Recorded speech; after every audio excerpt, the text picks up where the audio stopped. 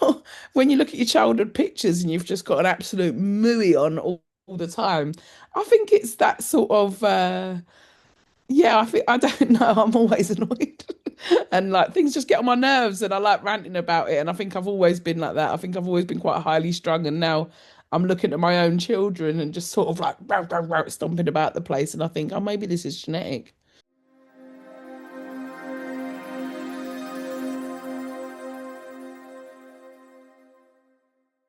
Hello, how are you? Sorry, I'm a bit late. I'm doing back to backs. No, it's okay. I messaged PR and she didn't come back to me, so I wasn't sure if she actually it sorted it in time. So I was sitting here thinking, I think a dickhead, thinking, no, I'm just going to turn everything off. So it's fine, Laura. It's not your problem, I know, but it's fine. So okay, so it's back to back. So I just ran slightly over on with the Merseyside team. It's fine. How are you been anyway? Very well. How are you, Carl? Yeah, not too bad. We spoke about when did we last speak? About 2 years ago, maybe. Would have been for the other tour, yeah. Yeah, it was, yeah. So I know you've been like that. Well, it's been like that, hasn't it, for you? So, which is Yeah, I good. think so. It never feels like that. It's like when you bump into people in green rooms and they're like, "Oh, it's all going great," and you're like, sometimes you're in danger of always looking at what you want and what's next, and not Yeah. sitting, enjoying the view. So it's nice. Thank you for that, Carl. No, it's fine. It's fine. How long have we got? When's your next one? So I just know I can time. Half past. So we'll go, go, go. Okay. Till half past 10 minutes. Oh, Yeah. oh shit. All Okay. right. Okay. So, what makes somebody born Aggie rather than temporarily annoyed? Well, when you look at your childhood pictures and you've just got an absolute mooey on all the time, I think it's that sort of yeah, I think I don't know, I'm always annoyed. And like things just get on my nerves and I like ranting about it. And I think I've always been like that. I think I've always been quite highly strung and now I'm looking at my own children and just sort of like row, row, row, stomping about the place. And I think, oh, maybe this is genetic. So, at what point then did you realize bluntness was becoming your comedy voice rather than just your personality? Bluntness. Well, like anything, sometimes you don't know what you're like until you sort of see yourself. And someone, even when I was doing teacher training, my trainer, the trainer of the lecturer said that I was pugnacious, and I was like, I'm not pugnacious. I'll hit him for saying that. But it was just this sort of. I think I'm quite chill, but it's actually I think I do see life as a bit of a battle, and I've sort of battled through it a little bit. So I think it's just maybe given the tough edges, and I just like cutting through on a punchline so hard. There's nothing soft about my approach. So other than it being funny, that softens the edges, I suppose. And you often sound like somebody permanently negotiating with the world rather than peacefully existing in it. Is that fair for me to say that? Yeah, I talk about it on the tour actually a little bit because I've had married such a nice man, and my husband says a couple of things to me. One, he says to me that not everything has a solution. Mm, I think I like that. I like maths, and even when I like English, I like this idea of X equals. And I think that I want a solution to things. I want to solve things, and I think I'm trying to work out that not everything has a solution. You can't solve the world's problems. You can't always solve your kids' problems either. So, yeah, I do like to think that I can win at something sometimes, and actually sometimes there's not a race. And the other thing my husband says to me is tread lightly. He says, just try and tread lightly as I stomp out the house ready to go. and did teaching prepare you well for stand up or emotionally destroy you for it? No, teaching really prepared me well. I love teaching. And the main parallel with teaching and stand up is that when when you first start stand up, you're like, here are my jokes. And I'd like you to enjoy them. And Mm, when you first start teaching, you sort of say, here is my lesson that I have prepared and I'd like you to learn. But as you become more experienced as a teacher and more experienced as a stand-up, mm, what you end up realizing is the jokes and the lesson, they're just part of it, what you've prepared. The main thing is to meet your class or your audience where they are, yeah. to really be present, meet them where they are, and take them to wherever they need to go. So there's a lot of love and care in teaching to be a good teacher, and there's a lot of love and care in stand up. And I don't. as much as I talk about being blunt or aggy and all those sorts of things, I love my audiences, and even hecklers are just an ADHD kid that wants attention. Do you know what I mean? So I'd rather give them their due care and attention and bring them with me. I love it. I love the craft. It instills a good backbone in you as well, being a Yeah. teacher and a Well, comedian. yeah. The resilience of teaching and the confidence it gives you is phenomenal. Your first tour, like we mentioned before, has exploded far beyond expectations. Well, not by me. I mean, I knew you were going to do well anyway. But God bless so you. how strange was that to live through? Oh, it was just fantastic.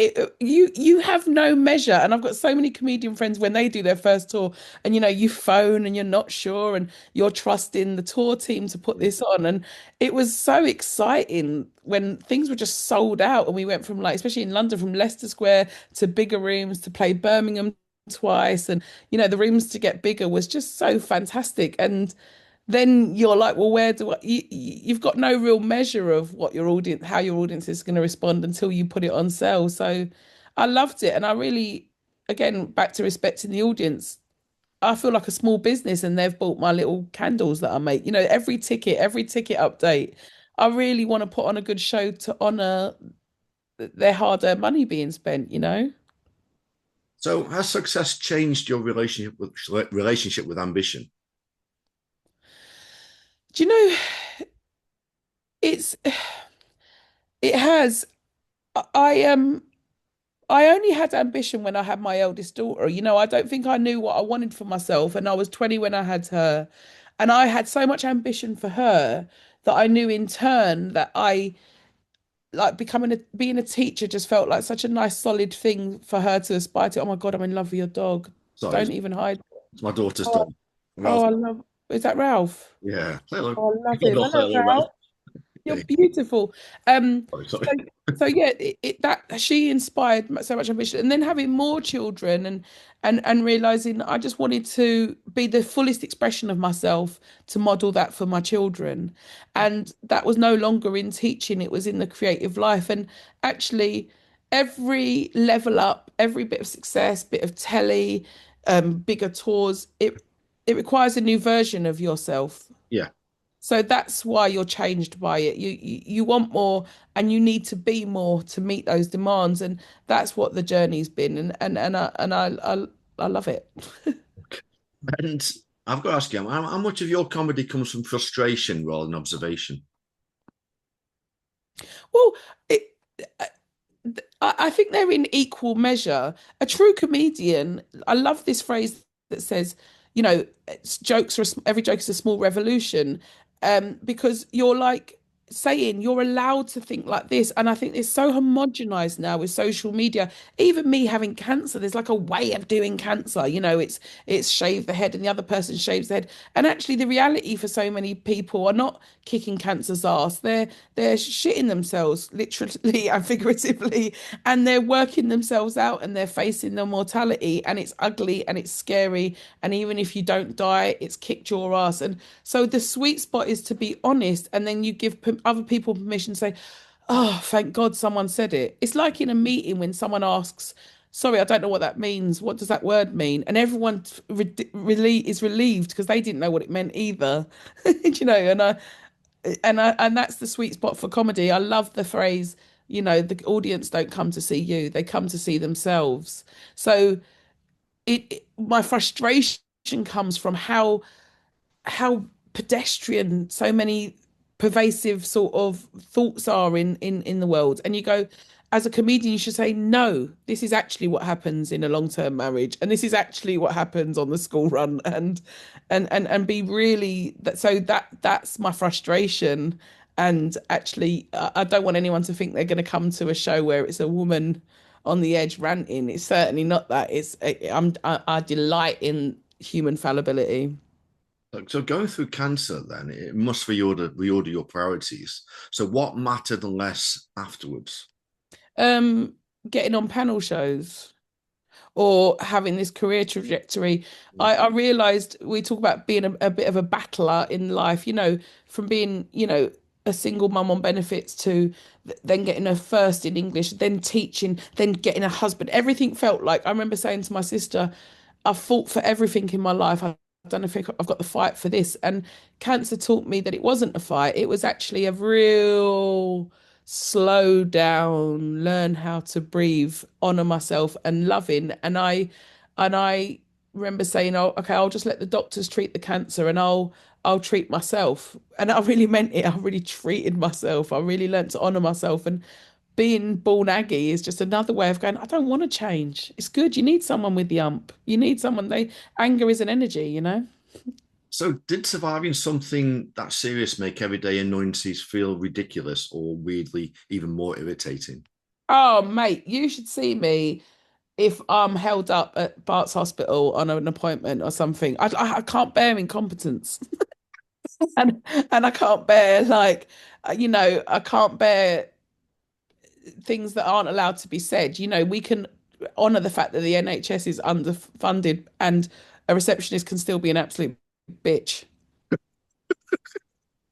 So, I've got to ask you, do you think audiences want polished comedians anymore or just recognizable humans like yourself? Because you are very recognizable as in life. Do you know what I mean? Oh, you got to have both. You got to have both. Michael McIntyre is a phenomenal comedian, and he's polished and he's brilliant. But no one would care if he wasn't actually talking about things that we can all recognize. Do you know what I mean? And you need both. I don't want confessional, authentic reality unless you can polish a gag. I'm a brilliant gag writer, and of course, if you're not doing both, you're not worthy of the title comedian. Okay, okay. And I've just got two more questions. When something, no, actually, yeah, I'll ask this one. So, when somebody annoys you or something annoys you, how quickly does your brain start turning it into material? Are we talking like straight away or like days later or whatever? Oh, I mean, it quickly becomes an anecdote. The minute I go home and tell my husband about it, it's funny, you know what I mean? And then, but that this is the other thing. Oh, you can't joke about this. You can't joke about that. We don't joke, especially British people. We don't joke to minimize trauma. We do it to process trauma. There's nothing that you don't joke about, and so it's so wired in me that it's terrible what you can joke about, but it's processing it is so it can sit in a safe place within you, you know. And the last one, I like this one. If life finally becomes peaceful for you, or for well, in general, a proper utopia, would you still be funny? Yeah, yeah, yeah, yeah. Oh gosh, yeah. I mean, yeah, because it's meant to be messy. Embrace it. I love this thing of like Gabor Mate says, you know, good mental health is not about feeling good, it's about being good at feeling. So it's really just allowing all the sadness and everything. And there'll always be death, there'll always be loss, there'll always be challenges, and you know, there'll always be diarrhea, even in utopia, I'm sure. Do you know what I mean? The things are funny, do you know what I mean? And you have to, and that's how you keep it light, you know. Yeah, I do. I get it. You're just good at what you do. Well, I have to. I do. I think you're great. You're very good at what you do. Great Oh, questions. thank you, Laura. No, I mean, well, hopefully we'll do it again soon. So for the next tour and the one after this one, which will be many more. So I'll always keep in check on you, what you're doing. So Oh, bless you. That's so kind, Carl. Oh, for the arena tour. I'll talk to you for the arena tour next yeah, time. it will come. It will come, Laura. But no, I'll see you at the end of the year anyway, in the at the gig. So Perfect. Thank you. That's so kind. all right, you take care. Have a good summer.